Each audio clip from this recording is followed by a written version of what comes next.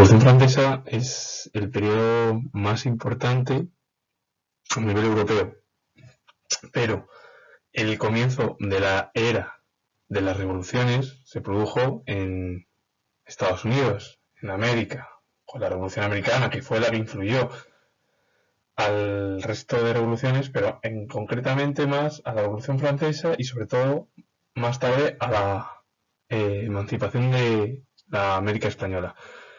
Pero la Revolución Francesa fue un cambio drástico en Europa y que a partir de este periodo revolucionario empezaron otro tipo de revoluciones y sobre todo la Revolución Francesa influyó de manera también a la emancipación de la América Latina en sí, y más tarde en Europa se produjeron pues entre 1820 y 1848 y 1830 revoluciones que poco a poco fueron cambiando el rumbo de los países.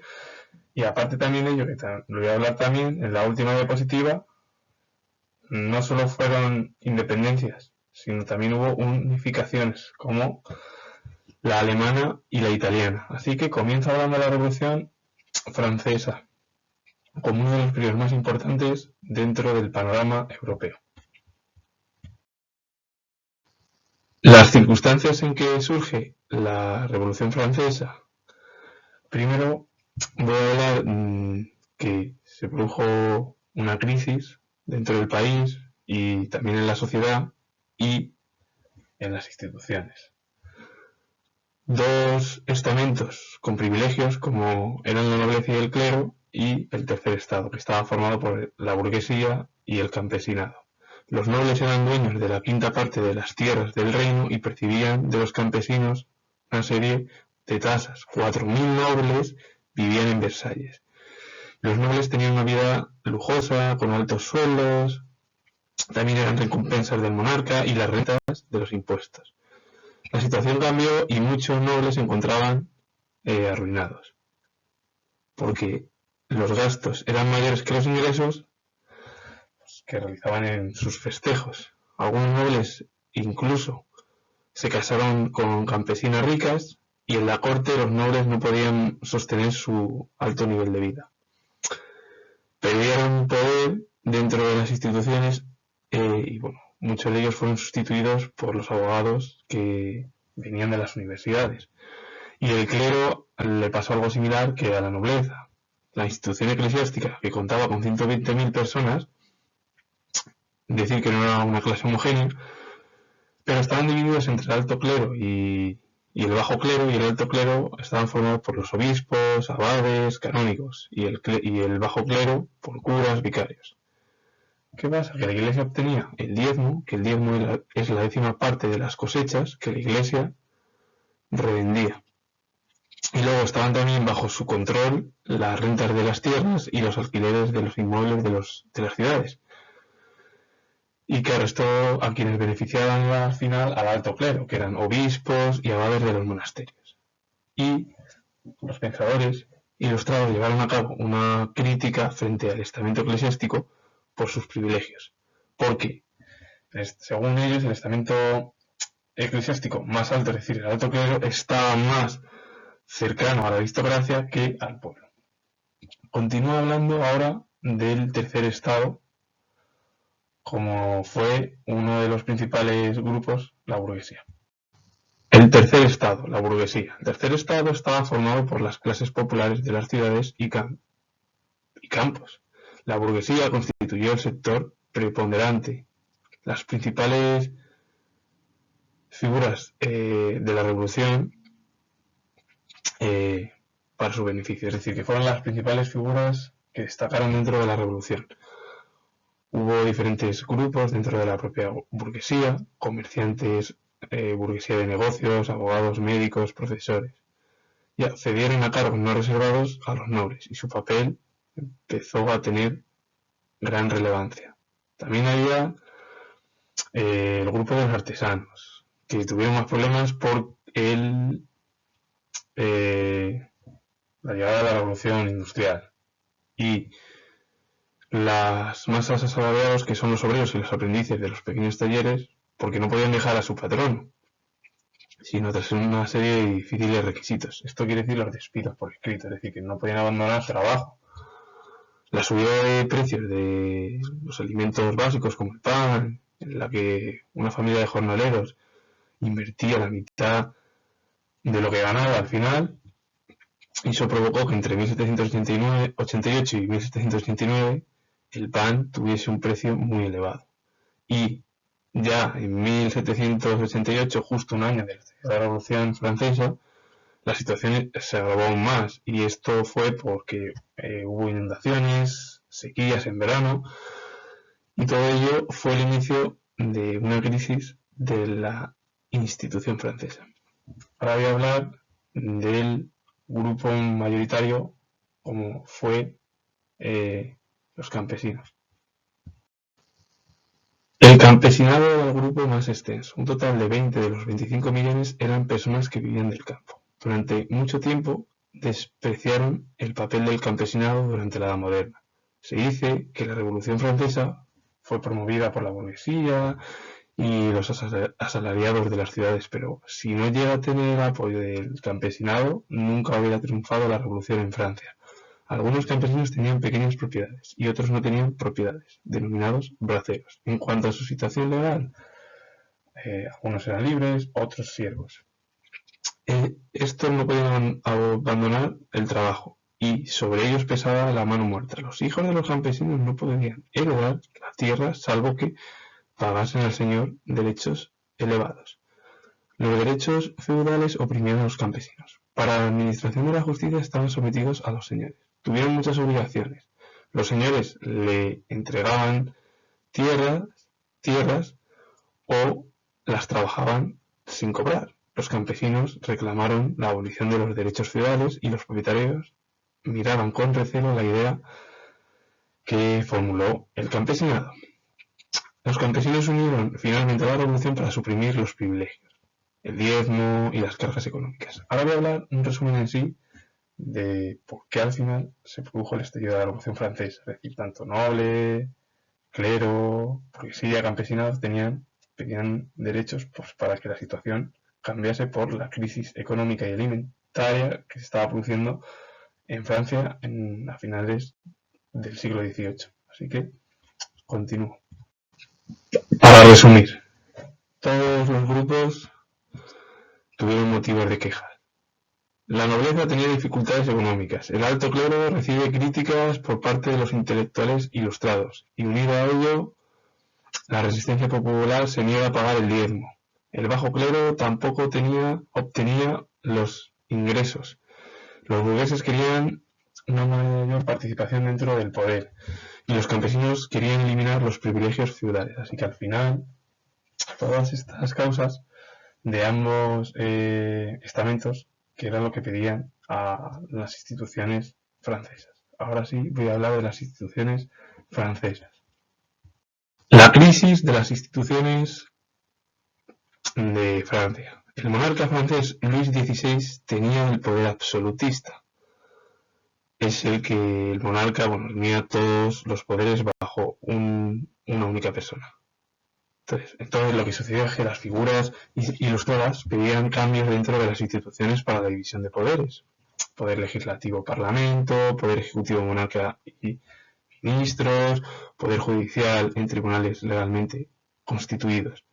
Luis XVI convocó los Estados Generales para abordar la crisis económica en Francia, pero el problema es que los estamentos privilegiados se negaron a pagar impuestos. El monarca vendió muchos cargos dentro de la justicia sin poder destituir a un magistrado sin devolver el dinero, y de esta manera los magistrados se hicieron independientes del monarca. Y no es de extrañar que hubiera una dependencia del soborno. El dinero podía inclinar la balanza de la justicia. Esto es al final, si el Estado necesitaba dinero o pasta en su momento, si alguien daba dinero, bueno, pues sobornaban pues para ello. Más o menos para tener el control y bueno, algunas instituciones cercanas por parte de la monarquía en su momento.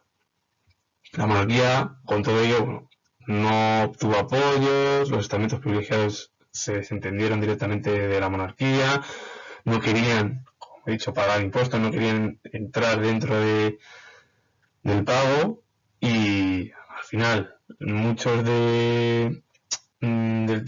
muchos miembros del tercer estado, burguesía, campesinado, pedían que los estamentos privilegiados, incluso muchos ministros, ministros franceses como Turgot o el arzobispo de Toledo, el arzobispo de Toulouse, etcétera, etcétera, o incluso el banquero suizo Necker, que los privilegiados pagasen impuestos. Se negaron y al final provocó el estallido de la Revolución Francesa.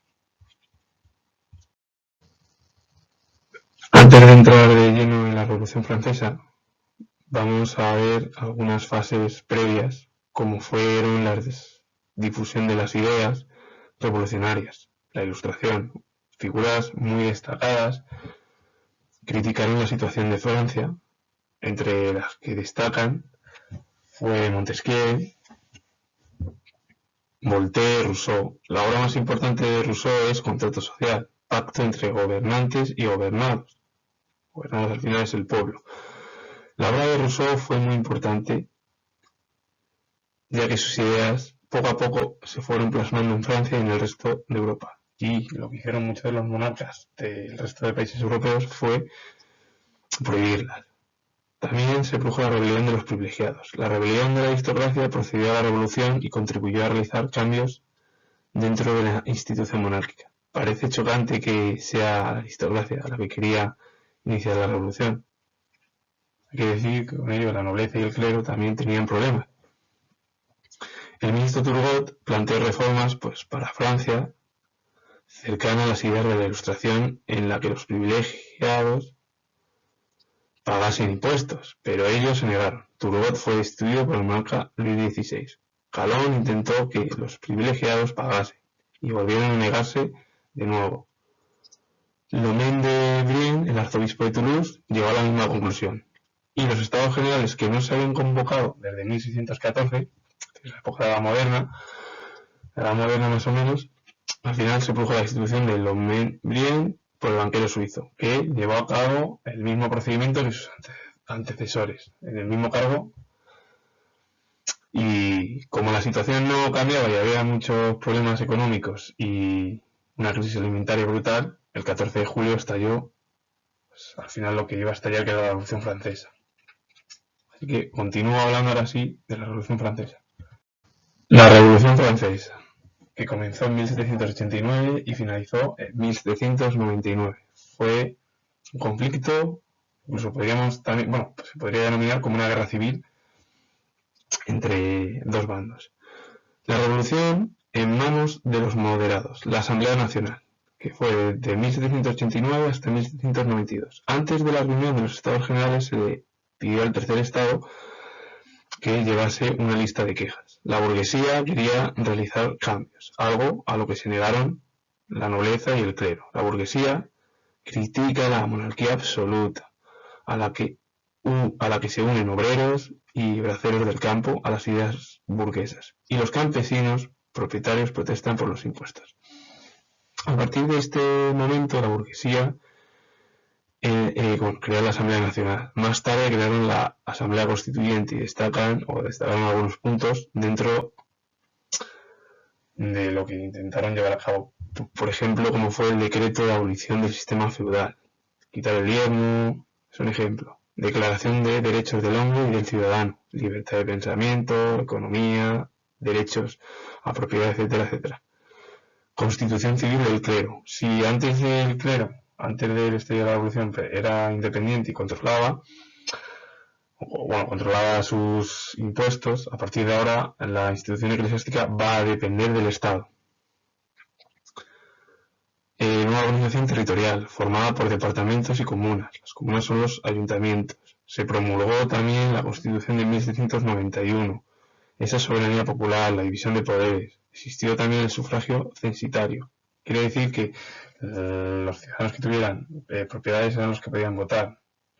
Y los que no, que esto no es como ahora, que hoy en día es un sufragio universal, que esto era antiguamente el privilegio de algunos.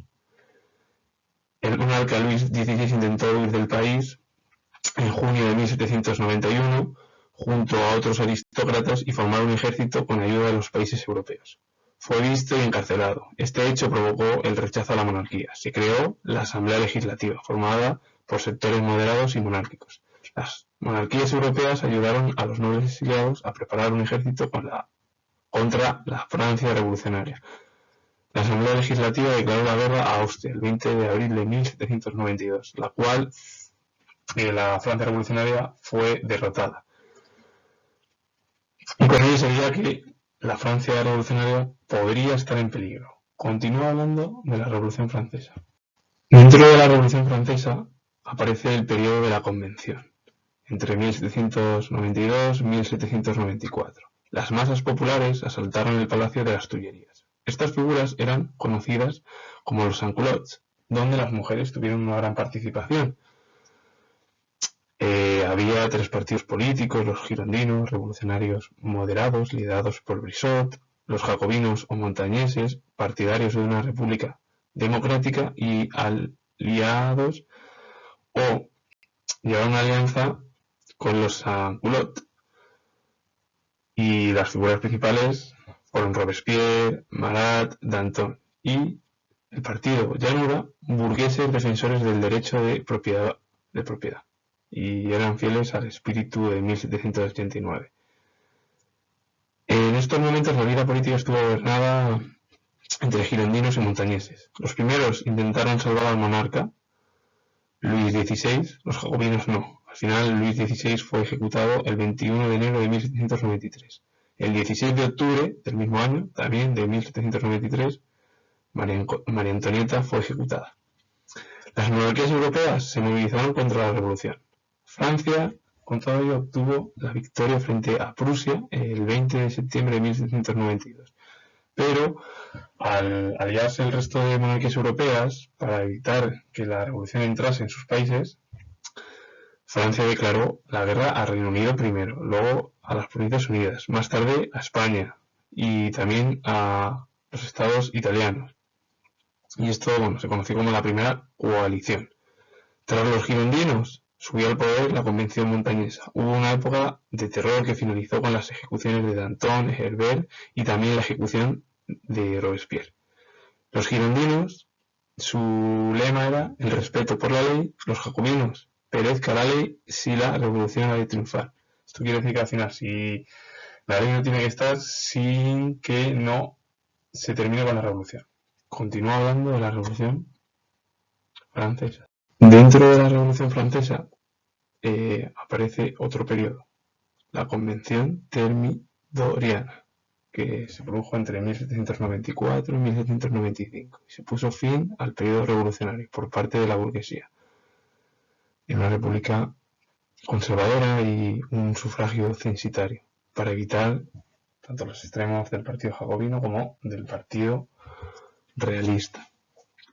Y comenzaron con cierres de clubes y sociedades patrióticas, persecución a los defensores del terror, derogar la ley del máximo general sobre los precios de primera necesidad, es decir, obtener el control sobre ello para poner un precio fijo y que los alimentos básicos no subiesen su precio.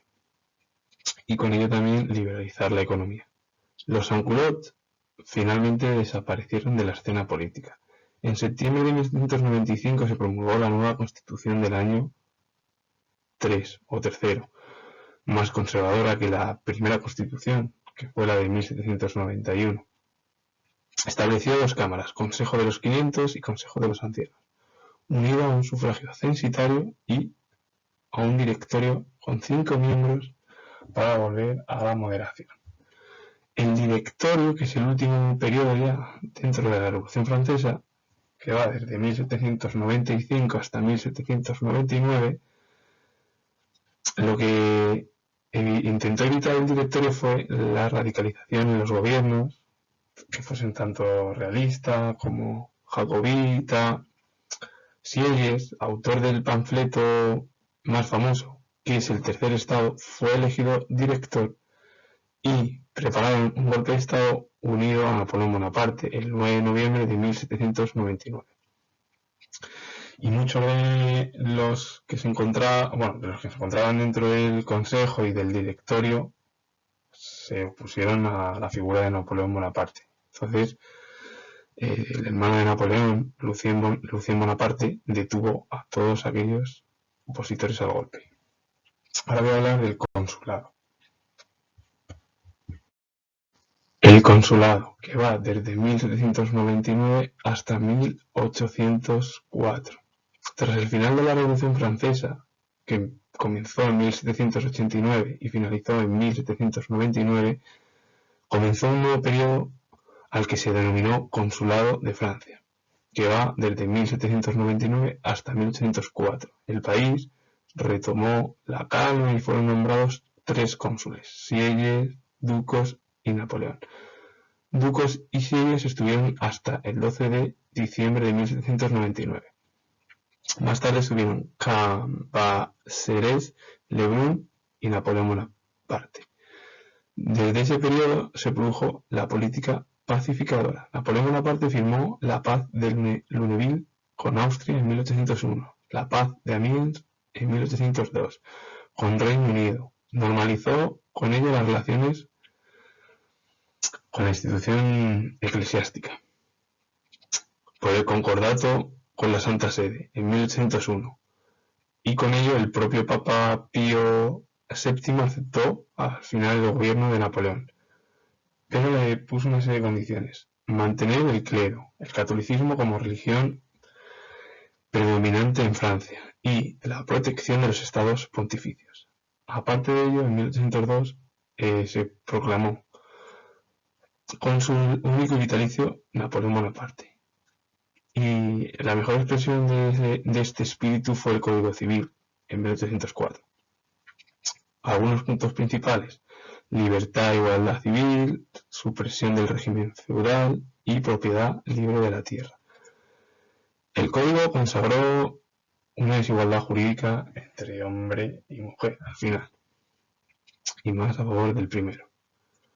Hay que decir que este nuevo Código Civil influyó en otros países europeos, y tras ello comenzó el Imperio Napoleónico o Primer Imperio Francés, con una nueva dinastía que se sentaba en el trono de Francia, en la figura de Napoleón Bonaparte y otras figuras dentro de la misma dinastía, es decir, hermanos familiares, se convirtieron en monarcas de otros países como fue España, en Italia, en Holanda, etcétera, etcétera. Y el primer imperio francés o el imperio napoleónico duró hasta 1815, cuando fue derrotado el propio Napoleón Bonaparte. Y en 1815 volvió de nuevo la dinastía Borbón en la figura de Luis XVIII. Y ahora voy a explicar si la Revolución Francesa influyó en otros países europeos. ¿La Revolución Francesa cambió el panorama político en Europa? Sí, influyó en muchos países europeos, algunos monarcas. El problema es que lo que querían era volver a lo anterior de 1789, a través del Congreso de Viena, sin que nada hubiese sucedido. Esto fue completamente difícil. Y decir también que la Revolución Francesa cambió el paradigma de Europa y América Latina. Y con ello, si la Revolución Americana fue la que influyó en Francia, con el estallido de la Revolución Francesa, la Revolución Francesa fue el inicio de cambios tanto en Europa como en América Latina.